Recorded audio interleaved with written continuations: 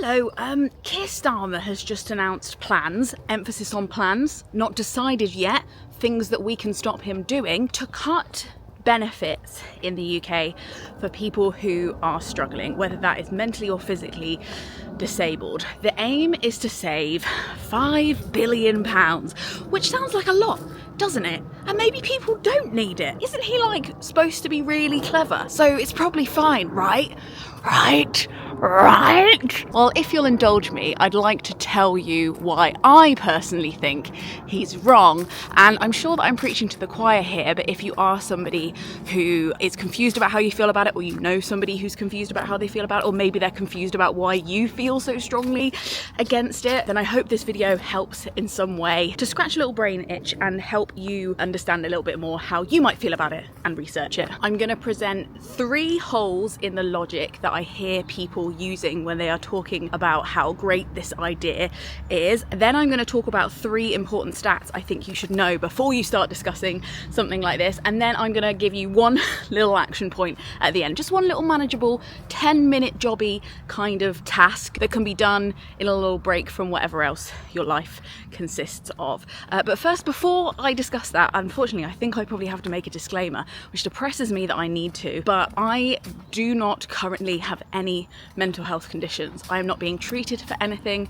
I don't have any physical ailments. I'm incredibly jammy like that. I've never had to claim any benefits as an adult, which I'm really lucky about, and therefore I think, because sometimes when people talk about this, people think that you have a vested interest in some way, or that it favours you in some way, and it doesn't. But more than that, I'd like to make the argument that even if you aren't a particularly altruistic person, you're not holier than thou, you don't want to talk about stuff on behalf of other people, you just want to be left alone, why, even from a selfish perspective, it makes sense to worry and care and kick off about this.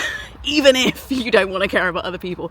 If you want to care about yourself, I think you should care about this. So one of the first things Sir Keir suggests is that there has been an overdiagnosis of lots of different health problems in the UK recently, but particularly mental health problems. Now, the experts, including Mind UK, the biggest research-based mental health charity, refute this, saying there literally is no evidence for overdiagnosis. And I saw this incredibly patronising and embarrassing LBC interview where the guy who works for LBC was just like the biggest tool and was interviewing somebody who had mental health problems that stopped them from working. And he was just like, but how do you know? Everybody struggles. How do you know that you're struggling more than other people? And I wanted to shake him and be like, because there's literally schools of study around working out whether people are struggling more than other people. Because it's literally an academic discipline, because there are medical experts who have defined the criteria over decades and diagnose on that criteria. That's how you know. That's kind of like being like, but how do you know 2 + 3 = 5? Because we got mathematics, you bellend. I'd also like to point out that if the problem was that people were being overdiagnosed rather than a very understandable phenomenon, that people are getting sadder and things are harder for them mentally because of the way the world is right now, even if there was an overdiagnosis, the answer wouldn't be to pull people's benefits and stop helping them through those problems. The answer would be to talk to the doctors and redefine the parameters of diagnosis so this fictional overdiagnosis stops happening. I don't know why I have to tell politicians this.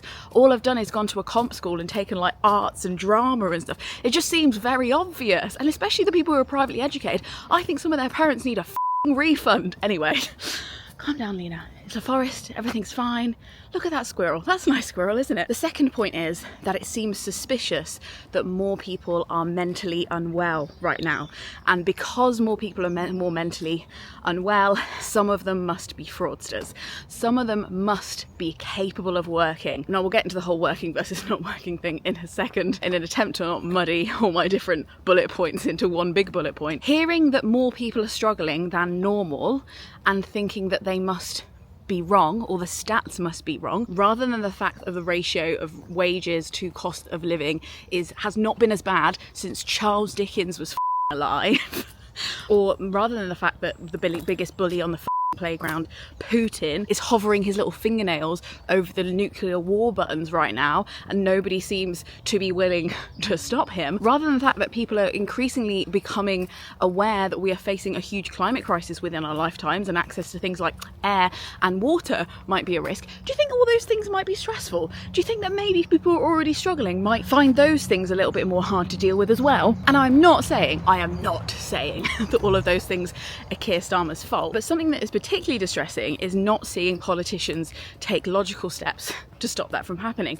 Urgent, extreme steps. I'm not saying you're not taking steps, but I think it's stressful to watch the people in power willingly wield the fact that they don't think it's urgent around, wang it around Parliament like a sausage. Also, maybe people are pushing up to the crest of diagnosis levels mental health, because when they ask for small amounts of help, the waiting lists are longer than they have ever been, meaning that then their mental health becomes worse and they do reach the limit where they might need some financial help to keep, I don't know, buying food because the NHS has been so underfunded for so long, because the Tories sold so much of it off. Maybe it's also because a COVID crisis that was absolutely appallingly handled by my mate Boris has meant that there's like nearly 2 million people in the UK still suffering with long COVID, which wasn't a thing that happened before. Maybe that's why it's risen. I don't know.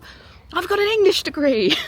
The third hole in the logic is the lack of understanding around this term unemployed, or as they call it, economically inactive people. Now, there is a huge difference between people who are claiming PIP and people who are not working, but we'll get onto that in a minute. But also the idea that people can be economically inactive in this climate is absolutely wild. The very fact that they are being provided with very, very basic economic help means that they're probably spending it. They're not keeping it, they're not saving it, it's going back into the economy, not only in the form of like bills and food, but taxes, disability equipment that helps them live their day-to-day lives.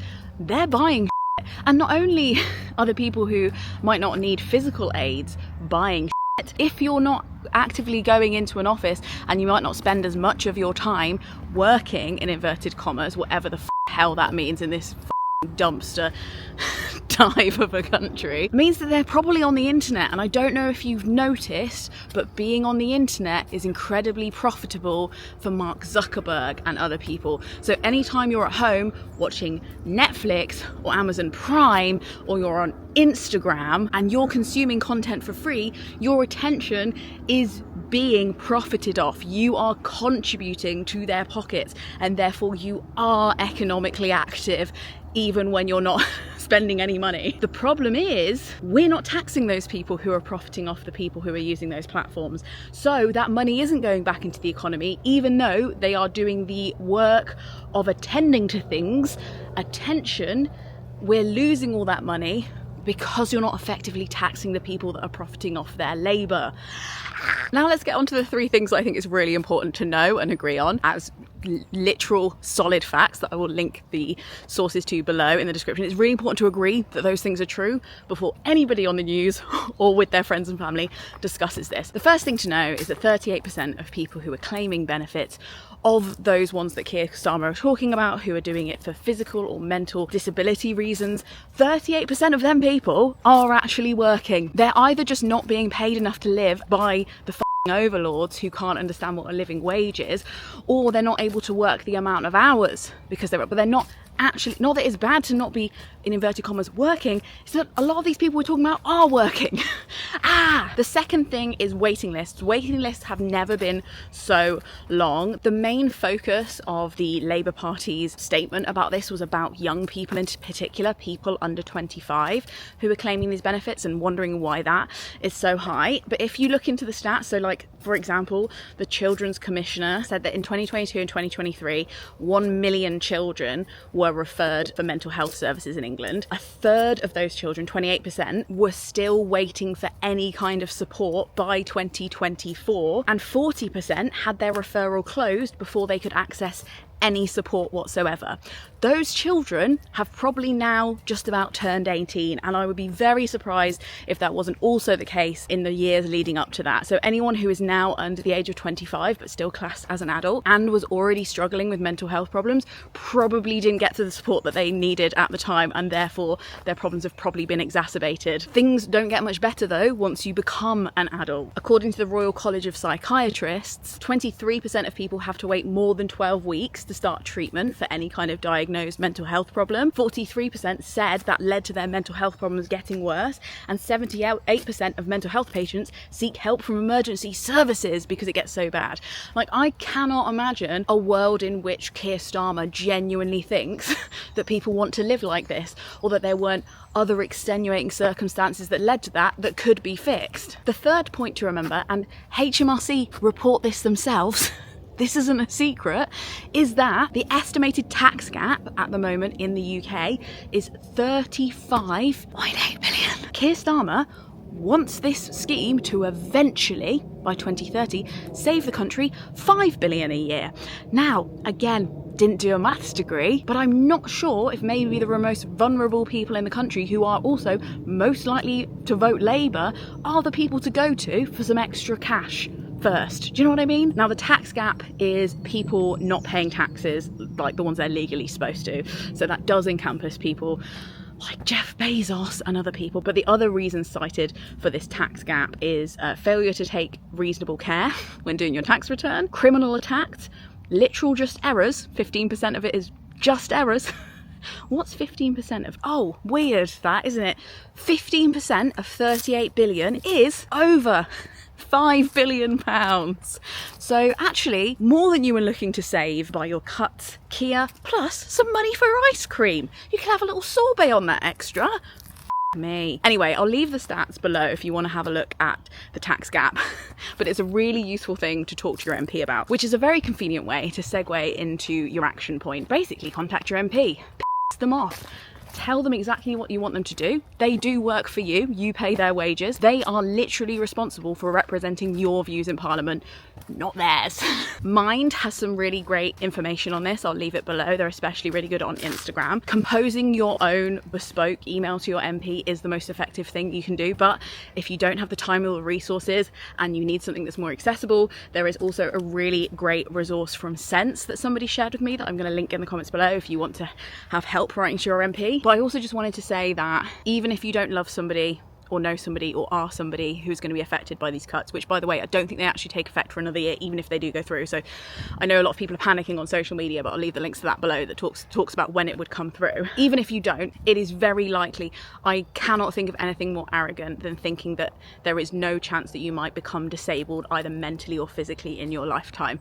Like, that is a wild statistical assumption. Not only that, but if you were acting selfishly, you would want people to be treated faster and more effectively so they didn't get iller, because it would cost you more and you would get less out of your tax money. Also, generally, just from a voter perspective, the reason I have faith in the system, the very reason that I continue to honestly pay tax, especially as somebody who's self-employed and has to do like a lot of extra admin around that, the reason that I bother to do that and continue to participate in democracy is because I'm supposed to have the faith that at some point that all that money that I give the government will be accessible to me should I need it, should the experts deem that I need. Not self-reported, that's not what we're talking about here. We're talking about people who've literally been diagnosed and signed off by experts, people that have been to university and have degrees in it, who have studied it. If I need that money and the experts agree, I will be able to access it. That's why I pay my taxes. So abusing public money this way by cutting people's benefits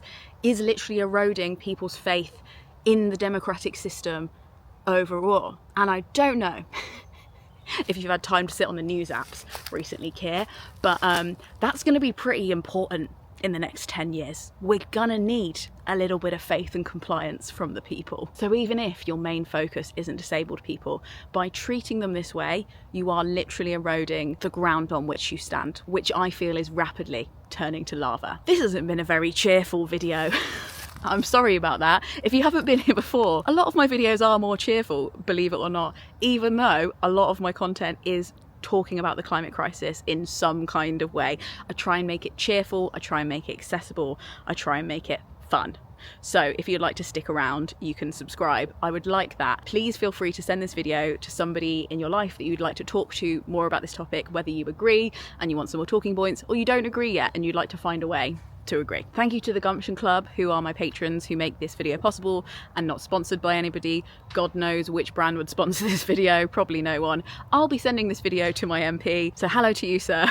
Hope you're doing well. I imagine it's very stressful to be an MP right now, but I really hope that you can be on our side about this, because I love being on the side of logic. I love voting for people who are on the side of logic, and I know my neighbours do too. Sources are very important. Not sauces, although I love a bit of ketchup. The mayonnaise, the barbecue sauce of facts will be below, and I really appreciate you watching.